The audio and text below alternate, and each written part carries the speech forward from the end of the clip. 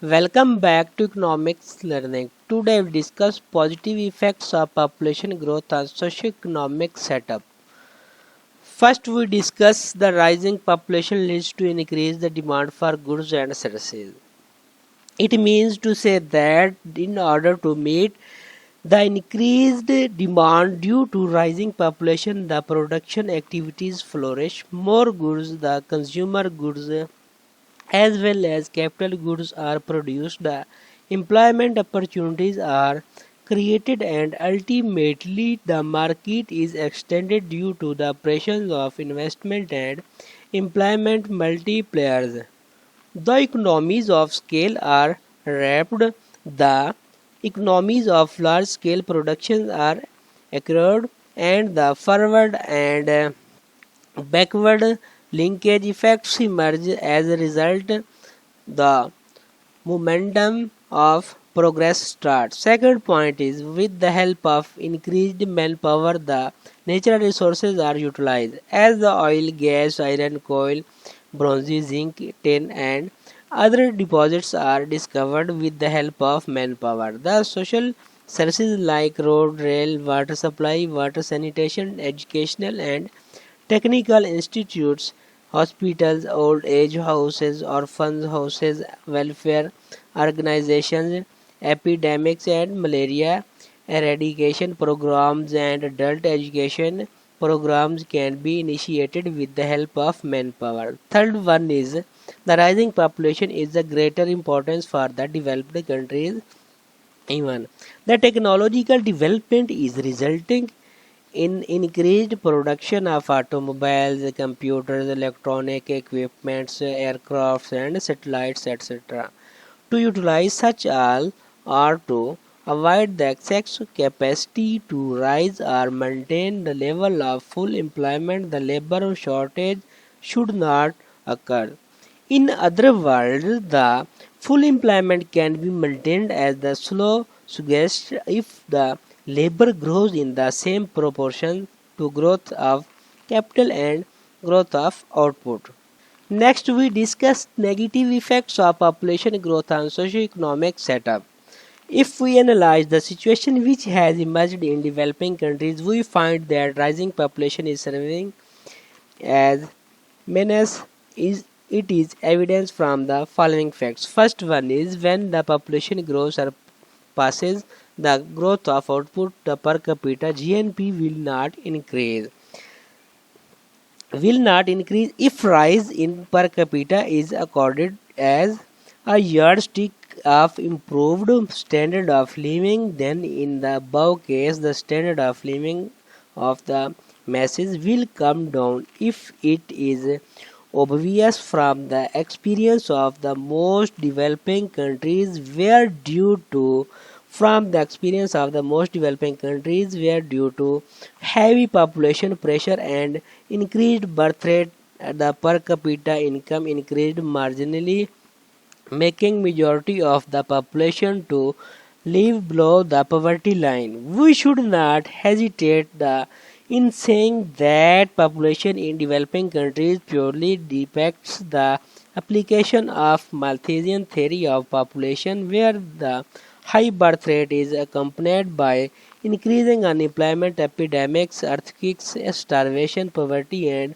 malnutrition. Second one is the positive effects of population growth and growth of output will be observed only if better techniques of production are employed along with the existing resources and manpower. But in case of underdeveloping countries along with existing and manpower, there is a shortage of physical as well as social capital. Those when the capital is deficient, the production fails to expand even by the employing excessive amount of labor.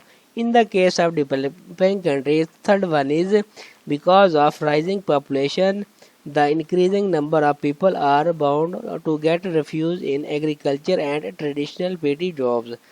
The economists agreed upon it that in such fields the MP of so many labor is zero and negative, and even half of them are withdrawn, the production will not come down. Fourth point is because of rising population, the man land ratio goes on to shrink. Moreover, because of increasing population, the land will be fragmented into smaller holdings, reducing the chances of application of modern machinery, high-yielding seeds, and use fertilizer. In this way, agriculture sector will not able to meet the rising need of rising population. Fifth point is because of lack of capital and other structural problems, the outsupply curve becomes inelastic. While because of rising population, the supply of labor goes on to increase. In this situation, the unemployment and underemployment emerge. The agriculture sector is not capable through to accommodate to rising number of unemployed. Accordingly, the labor have to move to cities and other urban centers, but industrial sector being limited also fail to accommodate them. As a result, people are forced to find job in services sectors by joining the jobs as porters, waiter and shoe shines, etc. Sixth one is the high birth rate leads to increase the population. The high birth rate leads to increase the population, but there remains the shortage of skilled labor. There is a reduced literacy rate, and the level of technological advancement also remains poor.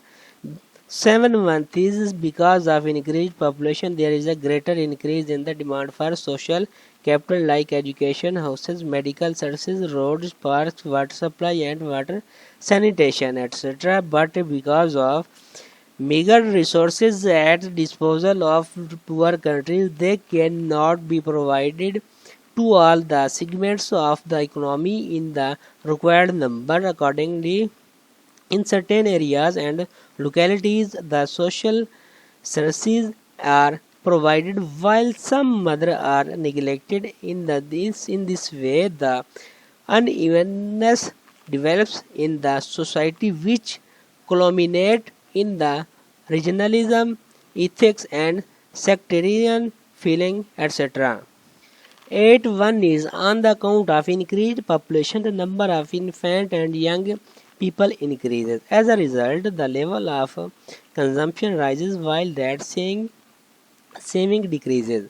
The low saving result in the low investment, low income, low productivity, again low income and low saving. The low saving again ultimately lead to low productivity. Thus, the rising population perpetuates the vicious circle of low productivity. Ninth one is in most of developing countries, the supply of foodstuff is inelastic.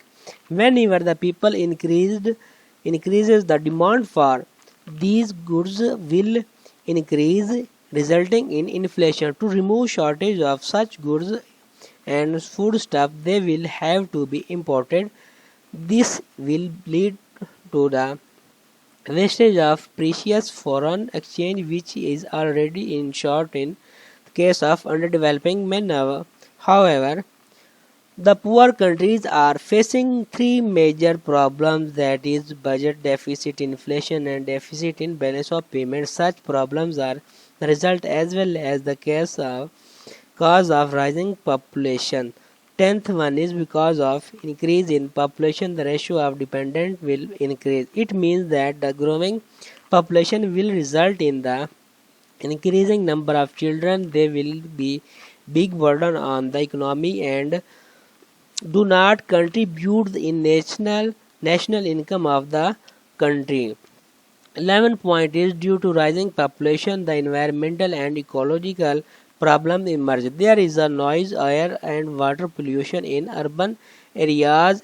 Unplanned colonies develop which lack of water supply, water sanitation, road streets, electrification and disposal of garbage, etc. Moreover, due to rise in prices of land and construction material, etc., people fail to construct the houses, while the governments already suffering from budget deficit fail to provide social services. Accordingly, the level of socialization to provide social services according to the level of socialization remain very poor, and deplorable, having a greater negative effect on the productivity. The increased population has reduced the calories intake. The poor social services, the environmental pollution, and reduced calories are resulting in increasing the number of patients suffering from the variety of diseases and reducing the life of expectancy. 12 point is because of increased population a lot of psychological problem emerge. The agriculture land and the mountain are not providing job opportunities to the rising population. Accordingly, the labor have to move to developed industrial and commercial areas. Such labor and PT workers have to live in the congested localities alongside the railway tracks, under bridge, and nearby factory areas. These this laboring class live in the cities while their family members reside in the villages or in the hilly areas. To support their families, they have to send them enough amounts. As a result, they are bound to get the reduced intake. To maintain their working potentialities, they depend upon cigarettes, intoxicants, and other drugs. This situation may lead to create so many social, economic, and cultural disorders. Last point is in the stagnant economy, the problem of distribution of income becomes more acute. The major share of population consists of the poor having ever increasing number of children. As a result, their share in income distribution remain limited.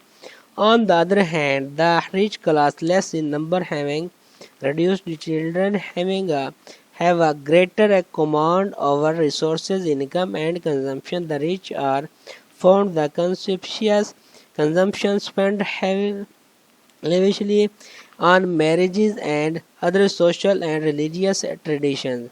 On the other hand, the poor class is unable to do such all. Accordingly, a resentment emerges between the rich and the poor, which culminates into bribery, terrorism, looting, smuggling, dishonesty, adulteration, and kidnapping, etc. All the above discussion levels at that as far as underdeveloping countries are concerned, the negative and adverse effects of population growth are far more than positive contribution of population. Thank you.